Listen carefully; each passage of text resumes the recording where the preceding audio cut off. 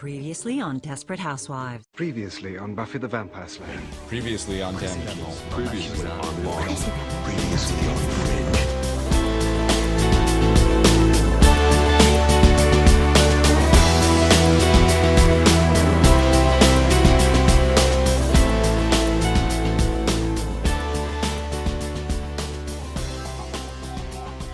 Bien, bonjour, bienvenue dans Précédemment. Aujourd'hui, nous recevons Sylvain Dufraise.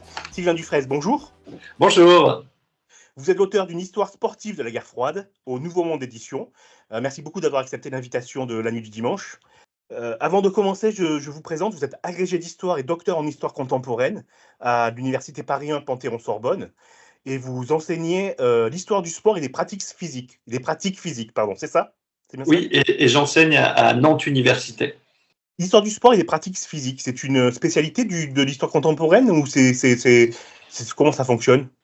Non, enfin, c'est pas une spécialité clairement désignée, hein. C'est plutôt un champ de recherche qui s'est développé au cours des années 80 et qui a progressivement été légitimé au cours des années 2000-2010. Et donc, c'est un champ finalement qui est assez neuf et qui est encore, où il y a encore beaucoup à défricher et qui finalement est un champ qui devient un champ d'intérêt, un champ qui permet en fait d'éclairer l'histoire nationale, mais aussi l'histoire transnationale par le prisme du sport. Et moi, en fait, c'est la démarche que je souhaite en fait utiliser. Ce n'est pas faire de l'histoire du sport pour l'histoire du sport, c'est essayer de montrer en fait comment l'histoire du sport éclaire l'histoire de l'Union soviétique, ou comment l'histoire du sport éclaire aussi le conflit de guerre froide, en fait. Comment, finalement, par ce prisme-là, on peut avoir une autre lecture de la guerre froide que la lecture dominante. Ouais. Et c'est ce qui transparaît dans votre livre, justement. Vous venez de définir un petit peu ce que j'ai compris de votre livre. Avant de démarrer, je vais vous poser la même question qu'on pose à tous les historiens qui passent par notre émission. C'est comment naît la vocation de l'histoire? Il y a un déclic, vous avez eu un déclic pour ça, ou c'est une suite logique pour vous dans votre cursus universitaire? Alors, c'est plus une suite logique, mais ce qui m'intéressait, c'est plutôt l'objet sport que je vais essayer de vous présenter ici, et comment on en vient à étudier l'objet sport. En fait, pour le cas soviétique, ce qui m'apparaissait quand j'étais étudiant, c'est qu'en fait, il y avait des domaines qui étaient des domaines plus légitimes, hein. Les domaines, par exemple, de l'art, que ce soit de l'opéra, que ce soit du ballet, que ce soit aussi l'art de l'avant-garde, que ce soit la littérature ou le cinéma également, qui était beaucoup plus étudié. Et parfois aussi qui étaient finalement des phénomènes culturels qui touchaient un nombre plus restreint de la population. Et ce qui me semblait, en fait, c'est que l'histoire du sport, quand on travaillait sur l'Union soviétique, elle permettait aussi d'étudier des phénomènes de masse, finalement, et aussi des pratiques culturelles qui étaient à la fois des outils du rayonnement soviétique, à la fois des outils de la refonte en fait anthropologique qui avait été voulue par les bolcheviks, et également ça nous permettait en fait de mettre l'accent sur comment en fait l'Union soviétique avait considéré la question des loisirs. Et donc, il me semblait qu'à travers le sport, on pouvait faire une histoire finalement plus populaire de l'Union soviétique, et de s'interroger en fait sur les phénomènes de masse, de culture de masse qui ont eu cours au XXe siècle, et de voir finalement quelle était la spécialité, la spécificité soviétique en la matière. D'accord, super. Sur la conception des loisirs, vous en parlez aussi dans le livre, j'en reparlerai notamment quand on va parler de propagande. Il y a des questions moi, qui me sont venues à la lecture de votre livre, mais ça, je fais un petit teasing. On va rentrer dans le livre du coup. Alors moi, le premier truc vraiment que je me suis dit à la lecture des 100 premières pages, c'est que je me suis dit que l'Union soviétique a gagné le premier round. Est-ce que vous êtes d'accord avec ça ou pas? Alors, je suis complètement d'accord avec vous sur le fait que l'Union soviétique a gagné le premier round. Et en fait, ce qui est intéressant, c'est de voir finalement comment l'Union soviétique a été un pays finalement très moteur et très avancé sur la question de la préparation des sportifs de haut niveau.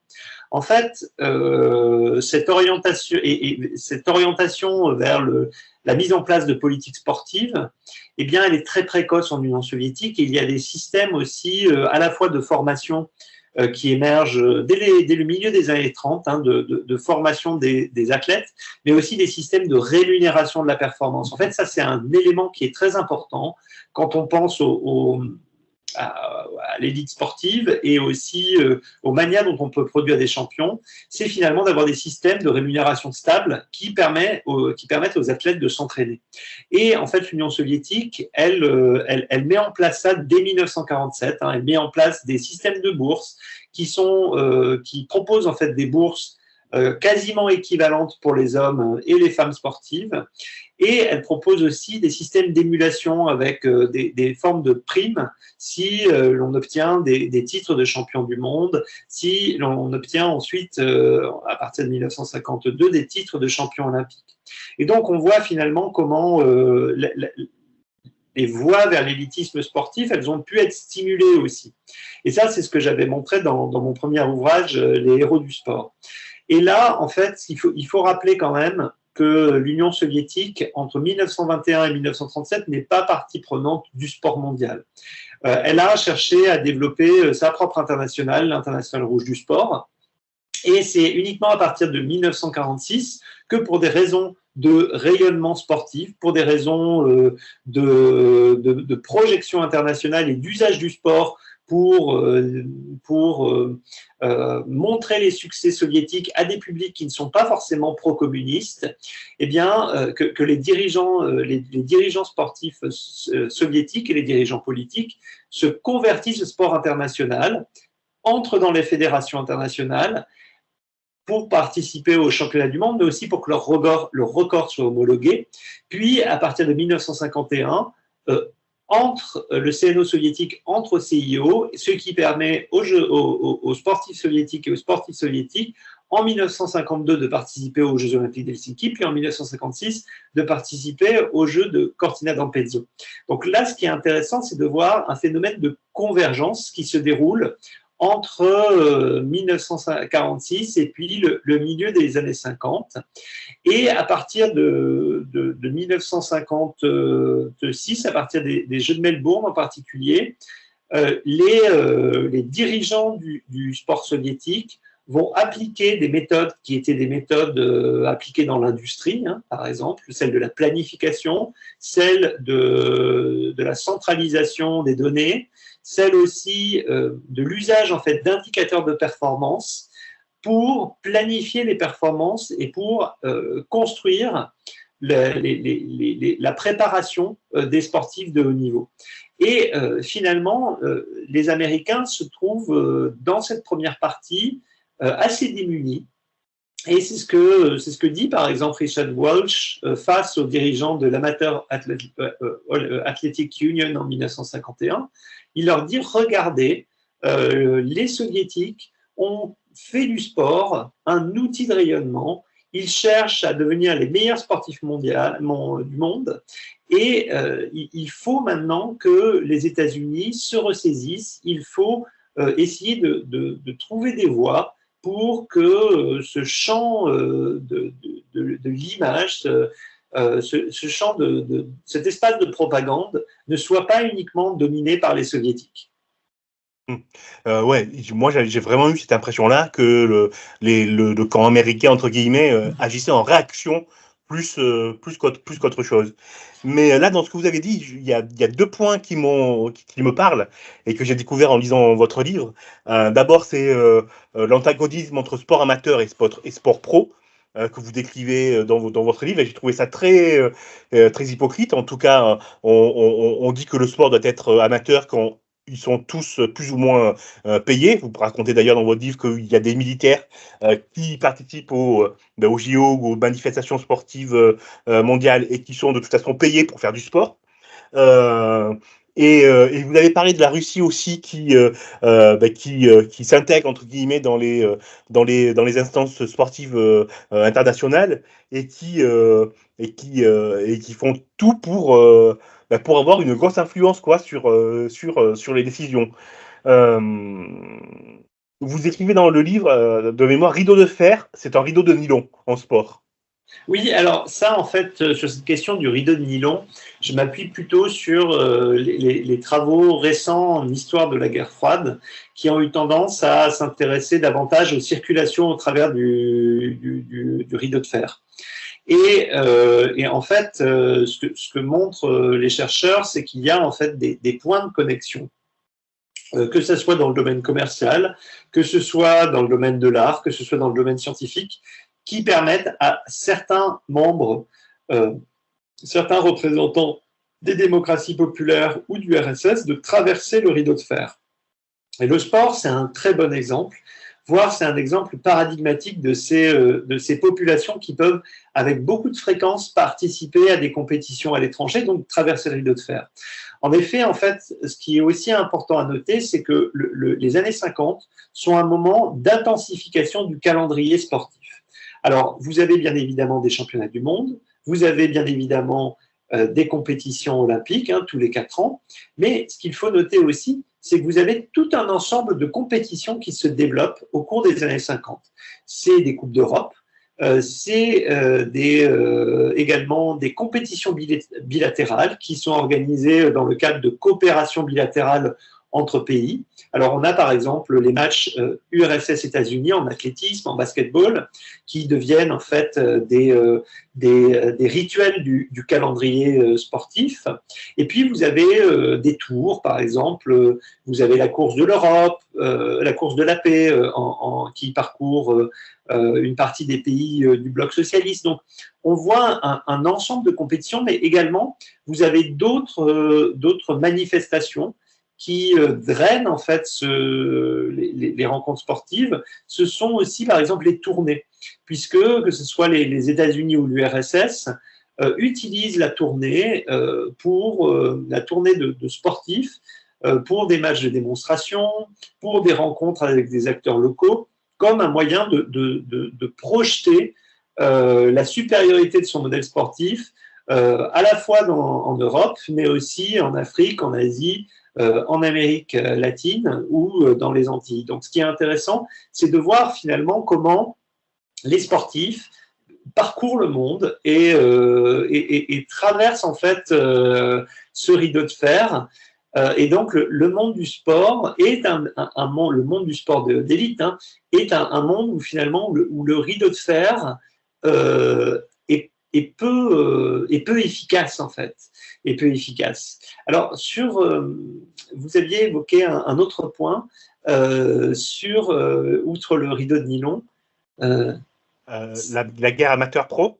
La guerre amateur professionnelle. Alors ça c'est un point important parce que depuis la fin du 19e siècle, il existe en fait deux types de pratiques, une pratique amateur, une pratique professionnelle. Ce sont deux mondes du sport qui émergent de manière contemporaine. Et une qui va être plutôt liée au sport spectacle, et puis l'autre qui va être plutôt liée au sport aristocratique. Et comme à l'origine, les Jeux Olympiques ne doivent rassembler que l'élite éclairée des futurs dirigeants du monde, eh bien, Pierre de Coubertin fait de l'amateurisme un des critères nécessaires pour participer à ces compétitions. Et le CIO va défendre une vision du sport amateur, de la nécessité d'être amateur pour participer aux compétitions olympiques. Alors, d'autres fédérations internationales s'opposent à cette conception. C'est le cas, par exemple, de la Fédération internationale de football, qui, dans l'opposition qu'elle va avoir au CIO, va créer la Coupe du Monde de football en 1930.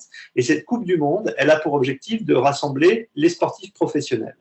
Alors, cette question de l'amateurisme, elle devient très clivante au moment de l'entrée des soviétiques dans les compétitions internationales, puisque les dirigeants américains, les dirigeants aussi, certains dirigeants européens, vont dénoncer le fait que les soviétiques sont des amateurs d'État, pratiquent une forme de faux amateurisme. Ils vont dénoncer le système de bourse qui a été mis en place en 1947, le fait que pour pouvoir s'entraîner, les sportifs d'élite obtiennent des bourses assez importantes, de 2500 roubles par mois.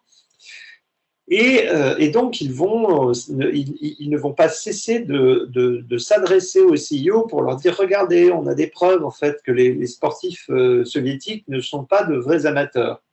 Alors, pour les Jeux de 56, alors que le gouvernement américain cherche à préparer la riposte en fait en matière de propagande pour les Jeux Olympiques, eh bien, il confie une mission, c'est-à-dire de voir comment on peut attaquer les soviétiques, les sportifs soviétiques. Et en fait, à l'issue de cette mission, les responsables de cette mission disent mais attention à ne pas les attaquer sur cette question de l'amateurisme d'État, puisque nos champions aussi ne respectent pas finalement totalement le code de l'amateurisme du CIO. Une partie reçoivent des bourses dans les universités et une partie sont aussi des soldats qui profitent en fait de leur service militaire en fait pour pouvoir s'entraîner.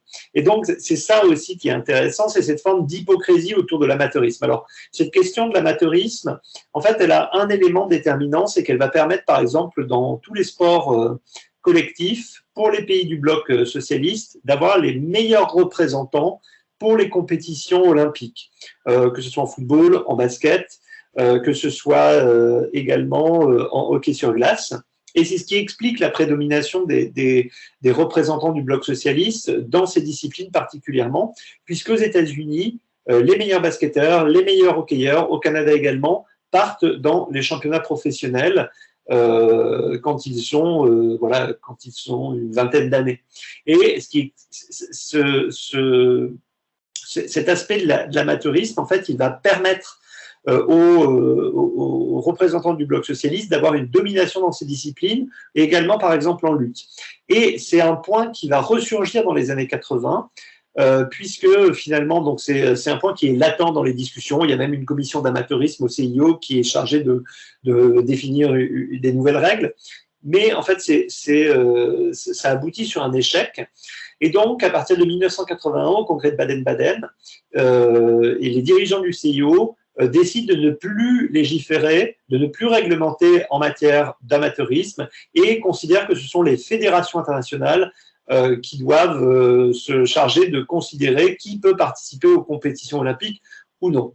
Et cela fait, en fait, c'était une proposition qui avait été préparée dans une commission qui avait été organisée par Ford, du président américain Ford, pour essayer de lutter contre la domination soviétique dans les compétitions internationales. Et c'est ce qui permet, à partir de 1988, d'avoir des tennismen et des tenniswomen professionnels, et puis à partir de 1992, d'avoir des champions de la NBA dans les compétitions olympiques. Je rebondis sur ce que vous avez dit au début, notamment sur la domination russe dans les compétitions. Parce que si j'ai bien compris votre livre, c'est qu'ils envoient même uniquement les sportifs s'ils sont assurés d'avoir une médaille, quoi. Alors ça, c'est sous Staline que seuls peuvent prendre part aux compétitions olympiques les sportifs qui sont sûrs de remporter une médaille, puisque en fait Staline ne veut pas d'humiliation par le sport, d'humiliation sur le terrain sportif. Et ce qui est aussi intéressant, c'est que entre 46 et 50 environ, c'est principalement des femmes qui vont participer aux compétitions internationales, puisque les championnes soviétiques sont vraiment parmi les meilleures mondiales en patinage de vitesse, en athlétisme, et donc on voit aussi comment cette nécessité de la victoire, elle aboutit à faire que eh bien, les femmes soviétiques peuvent prendre part aux compétitions internationales. Il y a quelque chose qui m'a étonné aussi dans votre livre, vous le racontez au début, c'est quelque chose que je ne savais pas. Donc c'est aux sorties de la guerre 45. Bon, mondialement c'est la foire, on va dire. Donc il y a le ménage. On évacue tous les nazis et sympathisants. Et c'est un travail qui n'est pas fait dans le sport et dans les instances sportives. Et je me suis demandé pourquoi, d'après vous, ce ménage n'a pas été fait. Est-ce que parce qu'on pensait, bon, ben, le sport, c'est pas la priorité, il y a plus important. Et parce que vous écrivez quand même dans le livre que le sport et ses instances ont été le lieu de compromis et de collaboration. Pourquoi il y a eu un pragmatisme dans ce milieu-là? En fait, ce qui est intéressant, c'est l'usage de l'apolitisme, l'usage politique de l'apolitisme au lendemain de la Seconde Guerre mondiale, qui a contribué à éviter la dénazification. En soi, les dirigeants les plus compromis, hein, comme par exemple ceux qui avaient dirigé la fédération de handball ou de boxe, eux sont mis de côté. Vous avez certains membres, par exemple du CIO, qui doivent être remplacés, qui quittent leurs fonctions.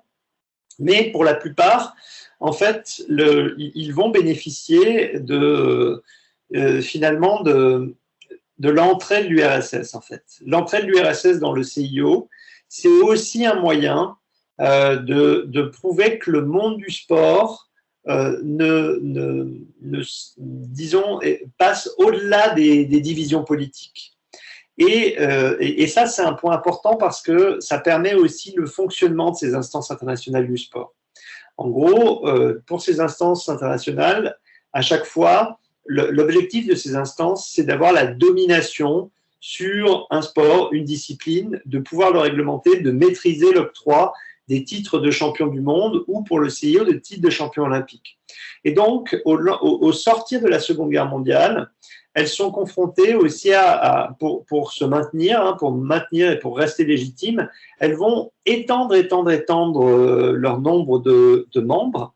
Et pour ça, elles vont faire de l'apolitisme un étendard, de l'apolitisme sportif un étendard. Et ce qui fait que vous allez retrouver finalement aussi des gens, par exemple en athlétisme, qui avaient frayé avec le régime fasciste et qui vont être partie prenante des instances du sport international. Mais comme le sport est apolitique, comme le sport est construit comme un espace apolitique, eh bien, finalement, on n'a pas besoin de faire attention aux affinités politiques de chacun.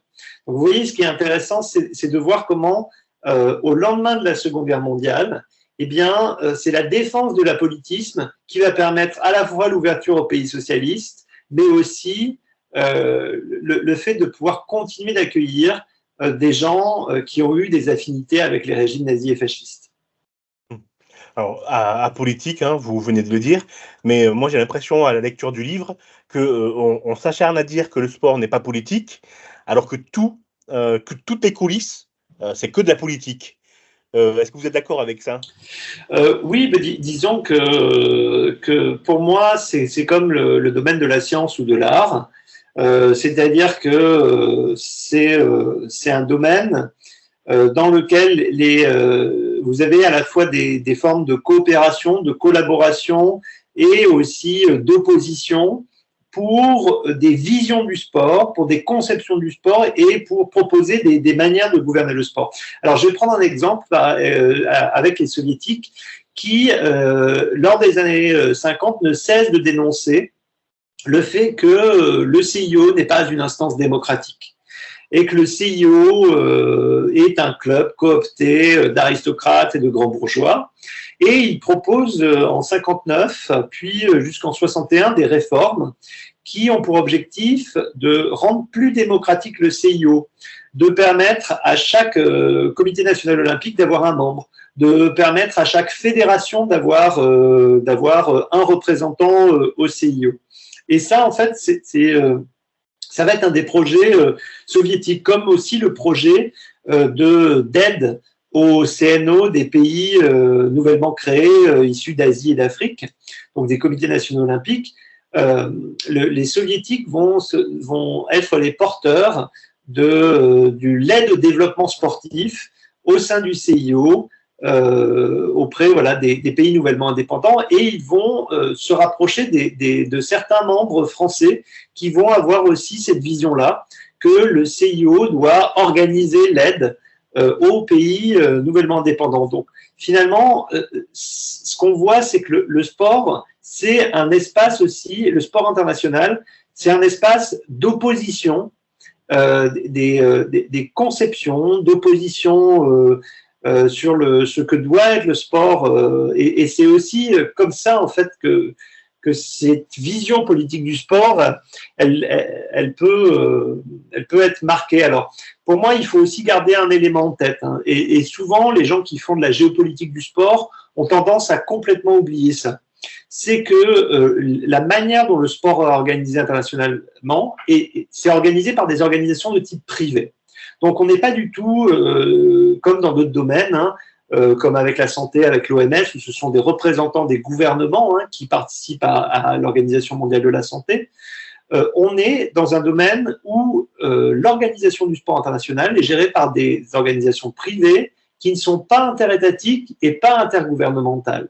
Et donc, les États, c'est ça aussi qui permet ce que vous avez indiqué tout à l'heure, cette défense finalement d'un apolitisme de façade, c'est parce qu'elles sont tenues par des organisations qui sont des organisations de type privé. Mais ça aboutit à des éléments, hein, c'est-à-dire qu'il va falloir, pour les représentants soviétiques, pour les représentants socialistes, s'adapter à ce type d'organisation auquel ils ne sont pas forcément habitués. Ça marche. Sur ça, on y reviendra tout à l'heure, notamment avec l'histoire de Adidas que j'ai découvert dans votre livre, que j'en étais absolument pas au courant et qui est énorme pour moi. C'est la plus grosse claque que j'ai eue en lisant votre livre, c'est cette histoire-là, quoi. Mais on y reviendra tout à l'heure.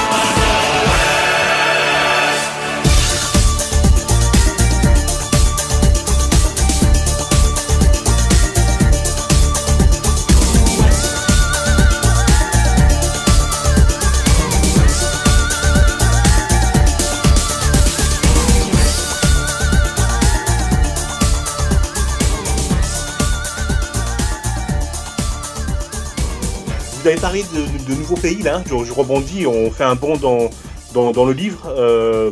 Vous parlez aussi de la décolonisation dans le livre et de l'impact qu'a eu la guerre froide dans les nouvelles terres d'influence, entre guillemets.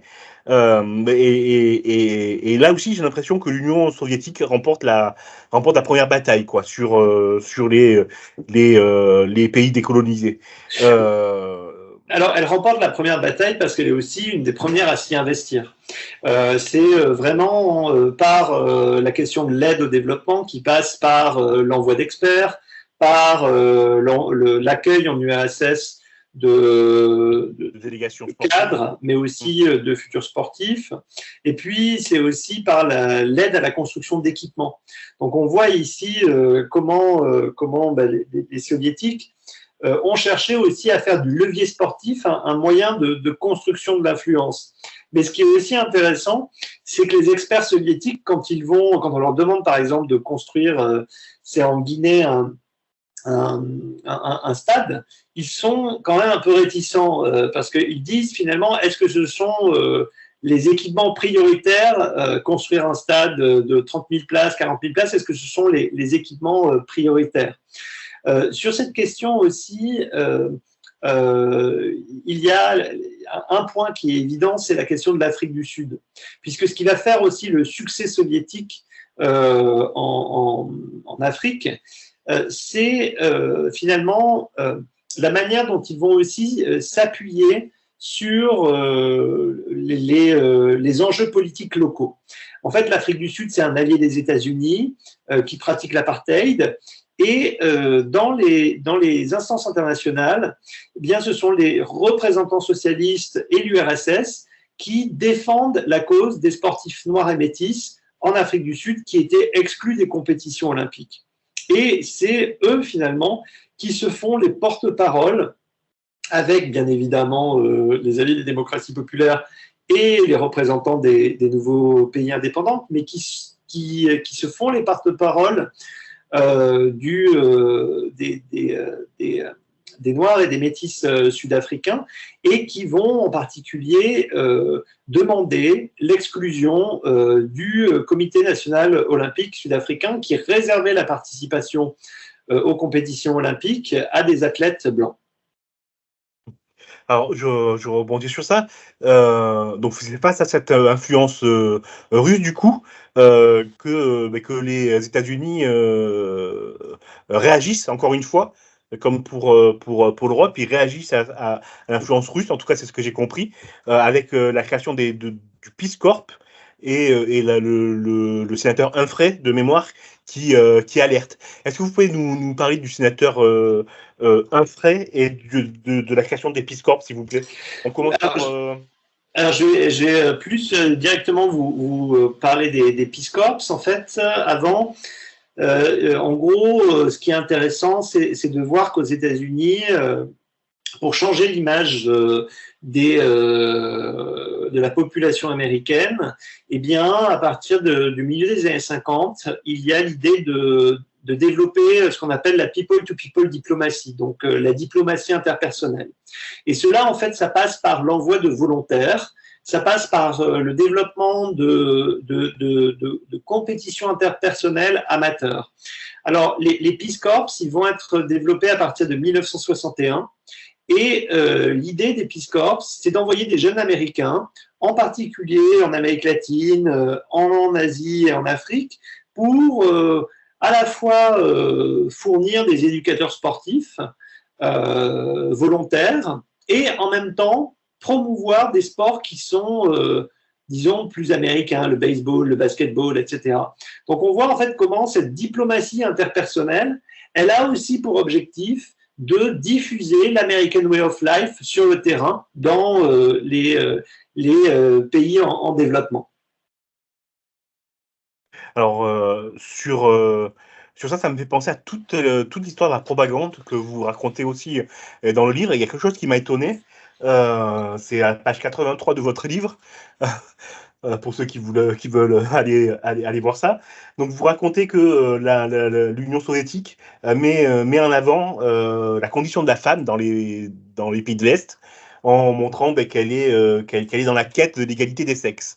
Et tout ce passage-là, j'ai l'impression que c'était la Russie comme chantre de la vraie modernité par rapport aux États-Unis. Alors quand on sait qu'elles étaient toutes contrôlées comme pas possible. Est-ce que j'ai bien compris là, ou je fais un contresens d'après vous? Non, mais ça, en fait, c'est quelque chose qui s'est développé dès les années 20, dès les années 30. En gros, l'URSS comme espace de construction de l'égalité des sexes. Et on peut voir déjà émerger ça dans les années 30 avec la figure de femmes ouvrières, la figure de femmes tractoristes, le fait en fait que les femmes soient l'égale des hommes aussi dans le travail. Et le sport, c'est finalement un moyen assez simple de promouvoir cette égalité des sexes théoriques, puisque finalement, quand on regarde le concret, à partir des budgétants, par exemple, qui ont été étudiés par Martine Mespoulet, on voit finalement des inégalités de statut qui demeurent très fortes. Mais au moins, du point de vue de la propagande, en fait, le sport a pu mettre en avant l'image de femmes émancipées, de femmes qui sortent de leur rôle de genre. Et par exemple, et ça va être davantage sous Khrouchtchev, puisque sous Staline, en fait, les sportives sont montrées comme des sportives et des mères. Alors que sous Khrouchtchev, elles vont devenir des représentantes de la jeunesse soviétique qui, à côté de leur pratique de sport de haut niveau, suivent également des études de médecins, d'ingénieurs, de physiciennes. Donc, on va mettre en fait en avant des femmes qui peuvent aussi accéder à des métiers qui sont plutôt labellisés en Occident comme des métiers masculins. Et ça, c'est intéressant parce que ça montre que ces sportives, leur corps ne leur appartient pas et qu'il y a finalement des usages des usages propagandistes de leur corps, de leur situation, et que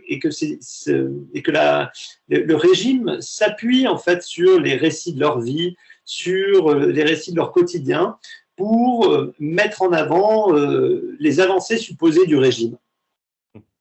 Là, tout à l'heure, vous avez parlé de vie culturelle, entre guillemets, et on le voit aussi dans le livre, c'est-à-dire que l'URSS met en place des camps de jeunesse où ils font la propagande de leur vision du sport et de la vie dans l'Union soviétique. Vous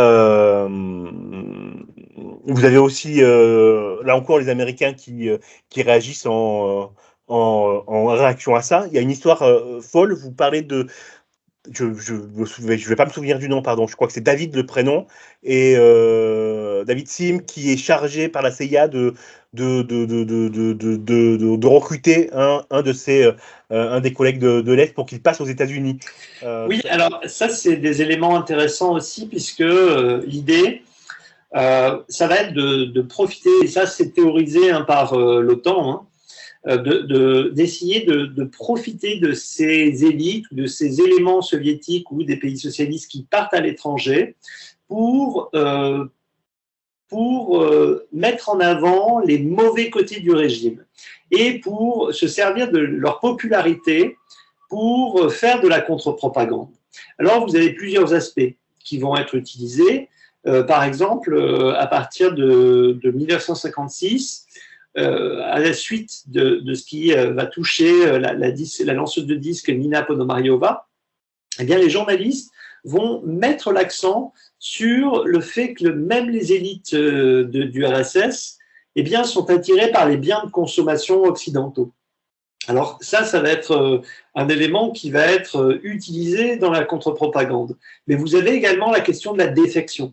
En gros, la défection, c'est un moyen de montrer que même les élites du régime eh bien, ne souhaitent plus y vivre. Et c'est ce que m'avait raconté un athlète qui s'appelle Igor Terovanessian, eh bien, il était ami avec des athlètes de l'étranger, de l'Occident, et certains d'entre eux étaient chargés de lui proposer de faire défection. Alors, cette défection, finalement, elle est assez rare. Il y a eu assez peu de cas de défection lors de l'ensemble de la période de la guerre froide.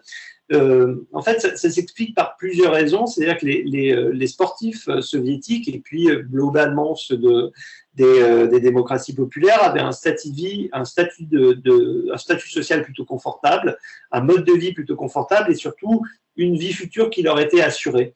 Ce qui est moins le cas en fait quand ils arrivent en Occident, où derrière il faut s'adapter, apprendre la langue, s'adapter aussi à des modes de fonctionnement extrêmement différents.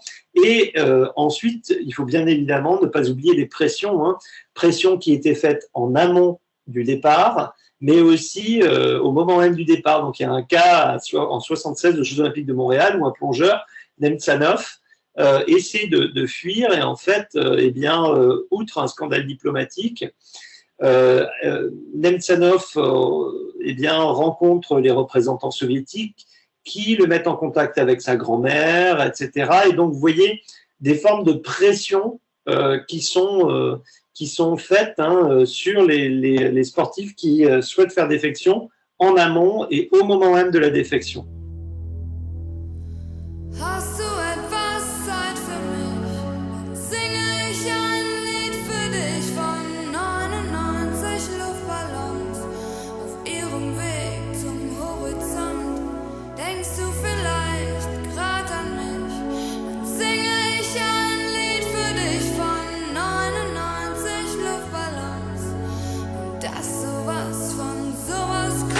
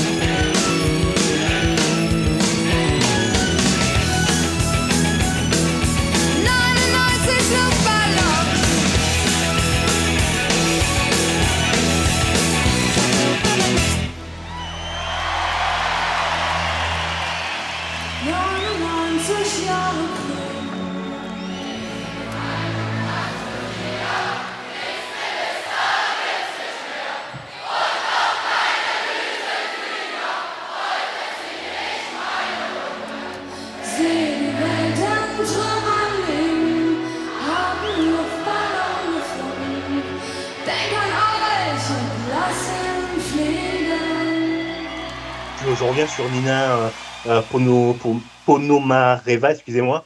C'est une histoire folle, j'ai trouvé ça aussi. C'est-à-dire qu'elle est arrêtée en Angleterre de mémoire, j'espère que je ne me trompe pas, et parce qu'on retrouve dans son sac, à l'issue d'une séance de shopping, des bérets, 4 serre-têtes de mémoire et 1 ou 2 chapeaux à plumes.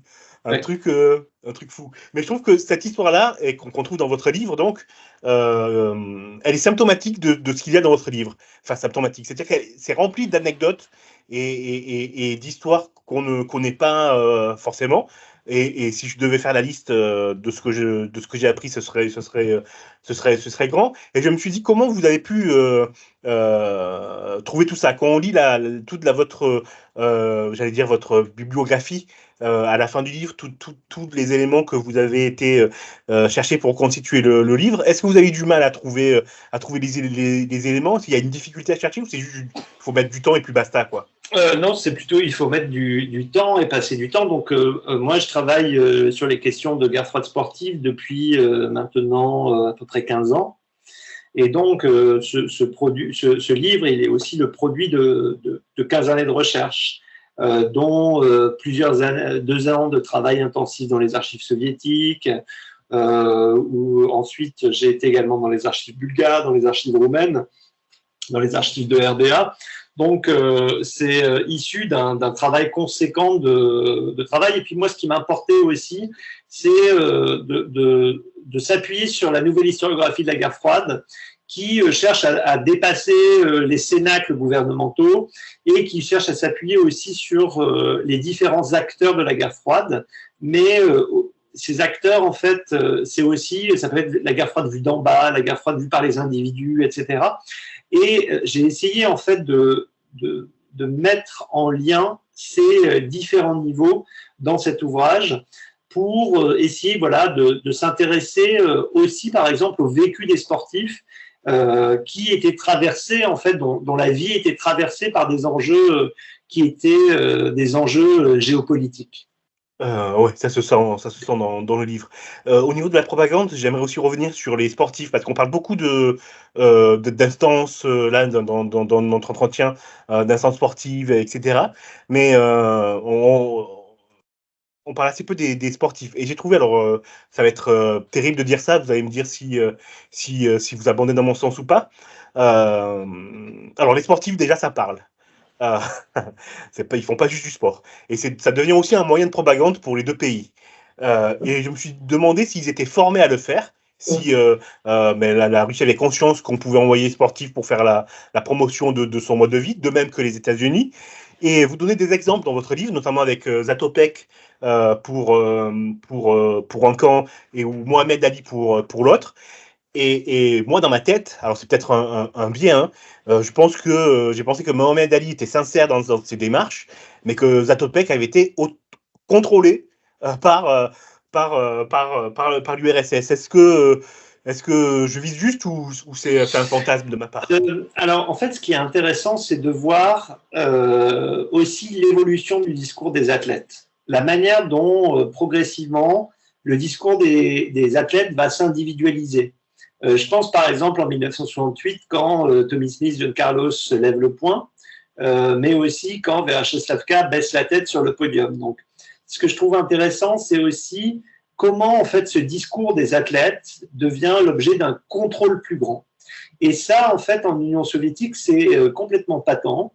C'est-à-dire qu'à partir de la fin du début des années 60, eh bien, le discours des athlètes va être formaté par des cours en amont, lors des stages d'entraînement, où on va leur dire voilà ce qu'ils doivent dire, ce qu'ils doivent réaliser, comment se comporter à l'étranger, etc.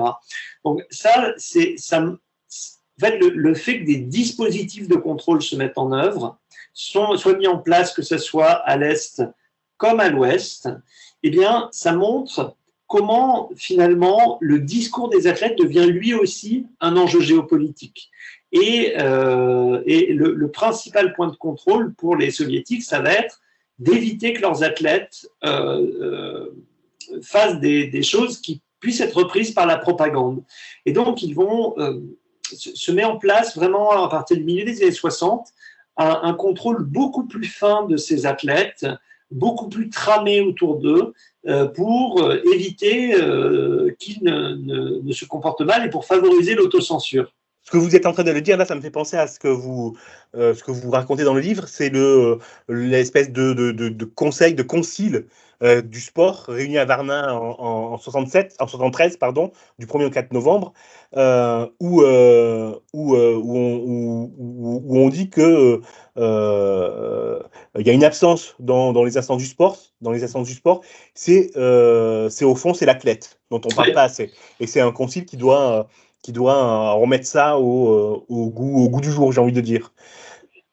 Oui, alors ça, c'est un point important. Ça montre aussi justement l'évolution du sport international. Dire que les athlètes, finalement, ce sont eux qui sont au cœur du spectacle sportif, mais c'est eux qui ont eu le moins de voix au chapitre.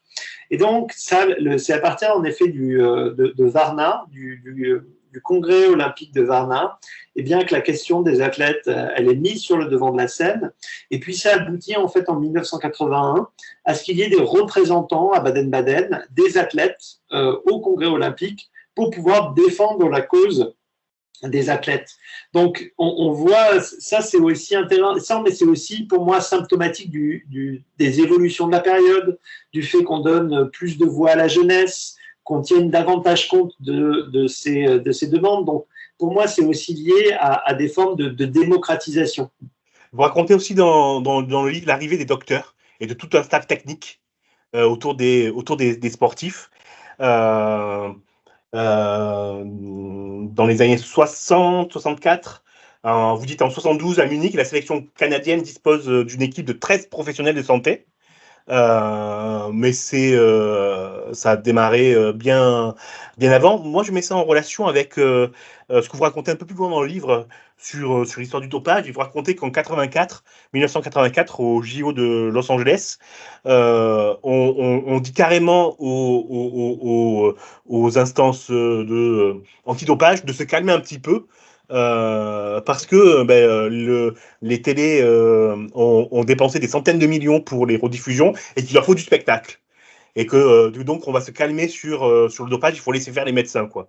Je trouve ça. Alors, ça, c'est aussi un élément. En fait, la question du pouvoir médical, elle est même plus ancienne. C'est-à-dire que les médecins sont parmi ceux qui, à la fois, diffusent la question de l'activité physique dès la fin du 19e, mais qui cherchent à contrôler. Et jusque-là, ils sont assez à côté des instances internationales du sport.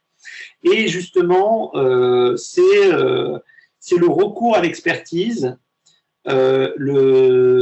qu'on retrouve à partir du milieu des années 60, expertise à la fois sur la question de la performance, mais aussi sur la question de l'âge des athlètes, sur la question de l'altitude, qui conduit à faire appel aux médecins et à les intégrer dans les instances internationales.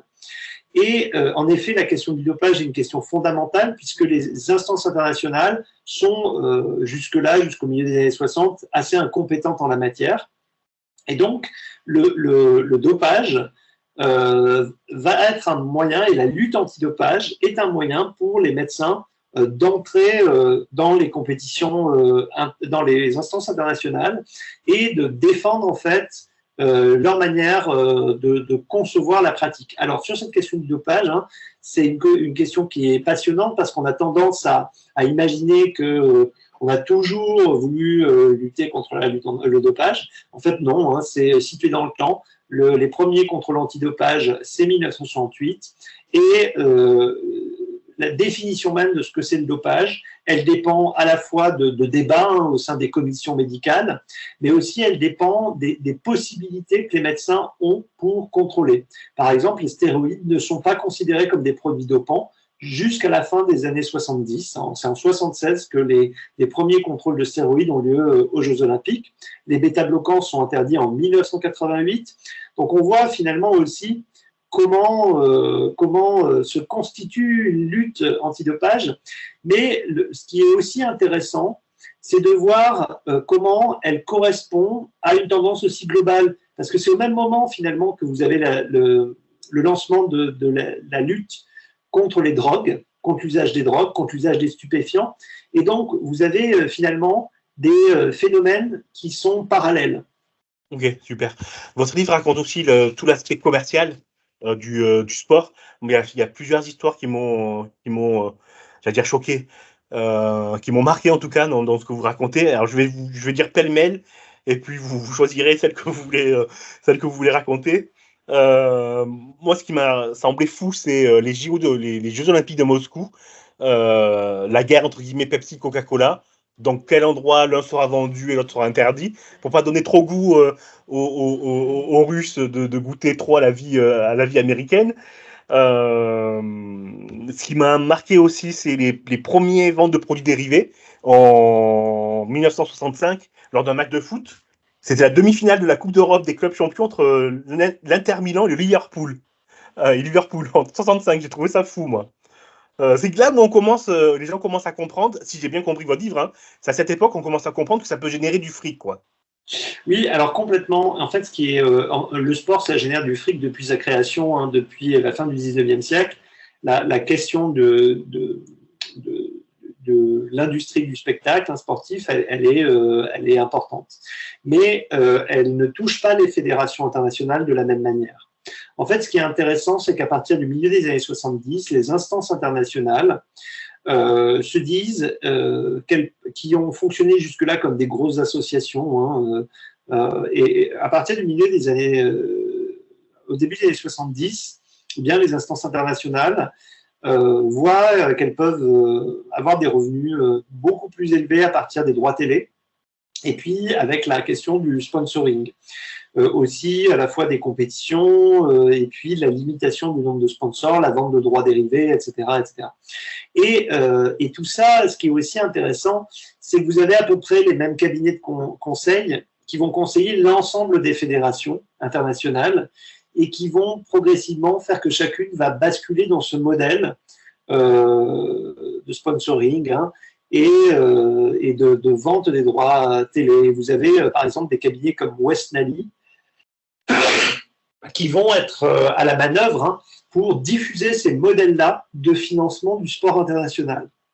Et le développement des ressources est vraiment très élevé, ce qui permet aussi à ces instances internationales de se professionnaliser, d'avoir davantage de personnes. Et puis, une des nécessités aussi, c'est d'avoir recours à des juristes pour pouvoir justement établir les contrats, etc.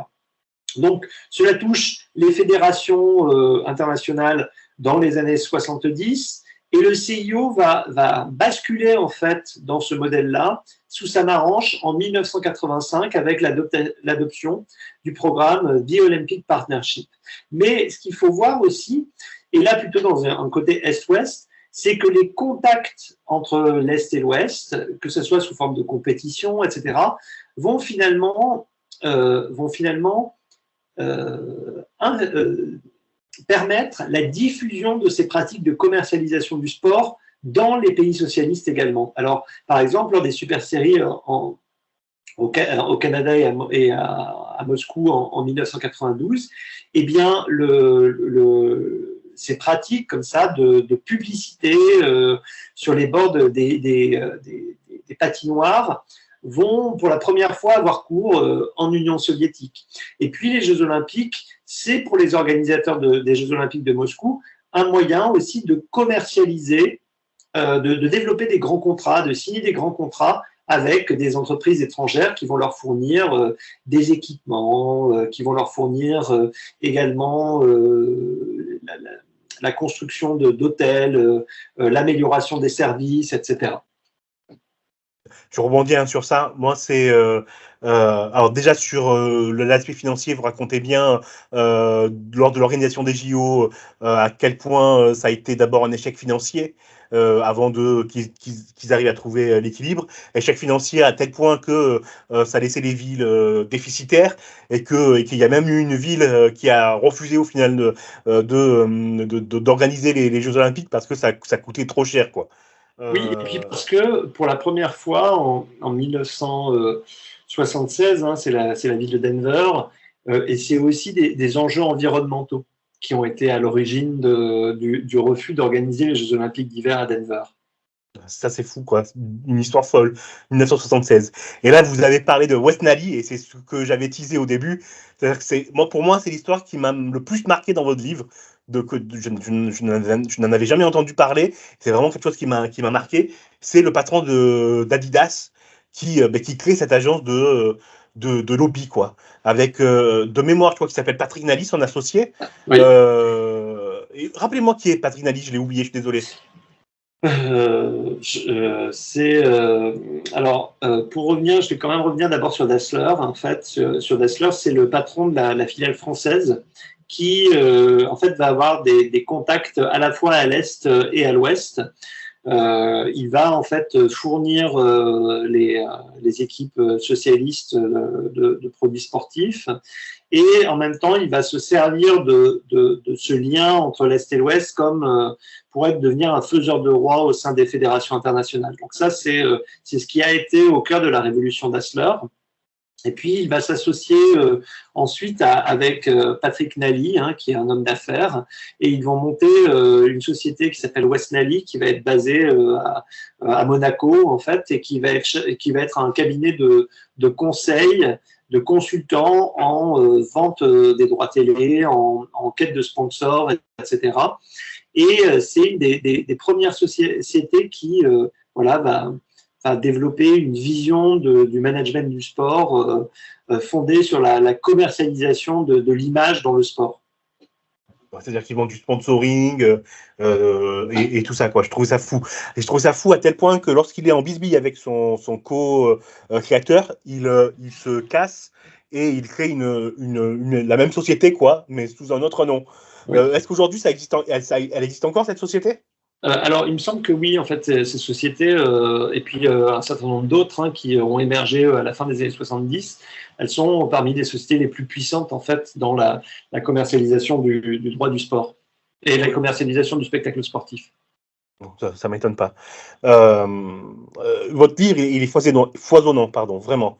On touche à peine la surface. On n'a pas encore parlé de l'opération Griffin, de l'influence de la guerre froide au niveau des deux Allemagnes, par exemple, mais aussi des deux Chines, des Vietnam, etc. On n'a pas parlé des JO de Mexique qui ont commencé de façon très sanglante et qui ont quand même été maintenues. Je dis tout ça parce qu'on approche de la fin de l'interview et c'est pour dire à ceux qui nous écoutent que on a mais à peine effleuré la surface de ce qu'est votre livre et au niveau de ce qu'il raconte et au niveau des exemples que vous donnez. Ça fuse, quoi, c'est foisonnant. Et oui. Peut-être que pour conclure, en fait, moi, ce que je voulais mettre en avant, en fait, dans ce livre, c'est finalement que la guerre froide n'a pas forcément eu... en gros, le sport n'a pas changé la guerre froide. En gros, ça a eu qu'un faible effet sur tout ce qui est chronologie politique, grands épisodes de la guerre froide. Par contre, la guerre froide a eu un effet majeur, en fait, sur le sport mondial. Et ça, c'est un élément que je souhaite montrer dans ce livre, parce que, en fait, cette période, elle a poussé le sport comme pratique d'élite à sa globalisation. Et aussi, la guerre froide, elle a, en faisant du terrain sportif un affrontement entre les blocs, a contribué aussi au développement des sciences du sport, à la diffusion en fait de modèles de performance à l'ensemble du monde et à leur homogénéisation et au développement de standards internationaux, au développement d'organisations internationales. Donc, ce qui est intéressant, c'est finalement comment la guerre froide a été un moteur pour accélérer l'organisation, accélérer la mondialisation du sport et sa standardisation internationale. Ok, super. Merci beaucoup. Ça s'appelle Une histoire sportive de la guerre froide. C'est chez Nouveau Monde Éditions. On mettra les liens sur les réseaux sociaux et sur le site internet. N'hésitez pas à foncer dessus. Vous apprendrez plein de trucs. J'ai une dernière question, Sylvain Dufraise, que l'on pose à tout le monde, en tout cas à tous ceux qui passent dans l'émission. Est-ce que vous pouvez nous conseiller un livre, un film, une série, quelque chose que vous pensez digne d'intérêt et qui peut avoir ou ne pas avoir de rapport avec le sujet de votre livre ? Alors, je vais plutôt souligner un film soviétique et vous proposer un film soviétique qui est un film des années 70 qui s'appelle Sport, Sport, Sport d'un réalisateur qui s'appelle Elem Klimov et qui est un film très original parce qu'il va proposer à la fois une critique de la préparation en URSS, mais qui propose aussi une forme de vision éthérée du sport tel qu'il doit être le sport de demain. Et donc, ce film, pour moi, c'est à la fois une source très intéressante sur la vision que pouvaient avoir certains milieux avant-gardistes du sport, mais c'est aussi un moyen de mettre, c'est un très beau film, c'est aussi pour le plaisir esthétique qu'il faut le voir, parce que c'est un film à la fois très original sur le discours, à la fois très intéressant sur ce qu'il a à dire sur le sport en Union soviétique, mais enfin, c'est aussi un film très bien esthétiquement. Donc, je vous conseille vivement de voir ce film Sport, Sport, Sport, qui est accessible sur YouTube, gratuitement. Super, on mettra aussi les liens sur les réseaux. Et ça me fait penser qu'on n'a pas abordé non plus ce dont vous parlez dans le livre, c'est-à-dire la chute de l'Empire soviétique, la chute du mur, etc. Et ses conséquences, les révélations sur le traitement des sportifs dans l'Union soviétique, etc. Qui est aussi de mémoire la dernière partie ou l'avant-dernière partie de votre livre. Bref, merci encore vraiment d'avoir accepté l'interview et je vous dis à bientôt. Merci beaucoup. Au revoir. Previously on Desperate Housewives. Previously on Buffy the Vampire Slayer. Previously on Damage. Previously on Bridge.